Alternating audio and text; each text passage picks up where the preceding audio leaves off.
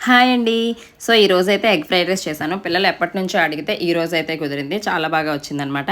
So, ముందుగా ఒక glass బాసమతి rice తీసుకొని దాన్ని హాఫ్ ఎన్ అవర్ నానబెట్టుకున్నాను. సో, నానబెట్టుకున్నాక ఎసరు మరిగించుకొని అందులోనే కొంచెం ఆయిల్ వేసి ఈ బాసమతి రైస్‌ని అందులో వేసేయాలనమాట.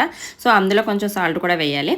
సో, వేసుకున్నాక ఒక 80% కుక్ అయ్యాక దాన్ని వడకట్టేయాలనమాట. సో, వడకట్టినాక ముందుగా కొంచెం పాత్ర తీసుకొని అందులో కొంచెం సాల్ట్, కొంచెం మిరియాల పౌడర్ వేసి ఎగ్స్ వేసుకోవాలనమాట. సో, ఎగ్‌ని బాగా మనం తిప్పుకున్నాక ఇలాగా సో, దానిని ఒక కడాయి తీసుకొని అందులో ఆయిల్ వేసి ఈ ఎగ్‌ని అందులో వేసేయాలనమాట. సో, వేసేసాక బాగా రోస్ట్‌గా వేగనివ్వాలి. సో, వేగినాక దాన్ని పక్కకు తీసుకోవాలి. అందులోనే కొంచెం ఆయిల్ వేసి అందులో కొంచెం అల్లం వెల్లుల్లి పేస్ట్, ఆనియన్స్ అండ్ పచ్చిమిర్చి వేసుకోవాలి. సో, పచ్చిమిర్చి అన్నీ వేసుకున్నాక బాగా వేగాక ఇందాక కుక్ అయిన రైస్‌ని ఇందులో వేసేయాలనమాట. సో, ఇందులోనే ఇప్పుడు ఉప్పు అది సరిపోయిందో లేదో చూసుకోవాలి. ఇందులో కొంచెం సోయా సాస్, కొంచెం రెడ్ చిల్లీ సాస్ వేసుకొని, కొంచెం వెనిగర్ కూడా వేసుకొని, మనం మిరియాల పౌడర్ వేసుకొని బాగా కలుపుకోవాలి. అందులోనే ఈ ఎగ్స్ వేసేయాలనమాట. సో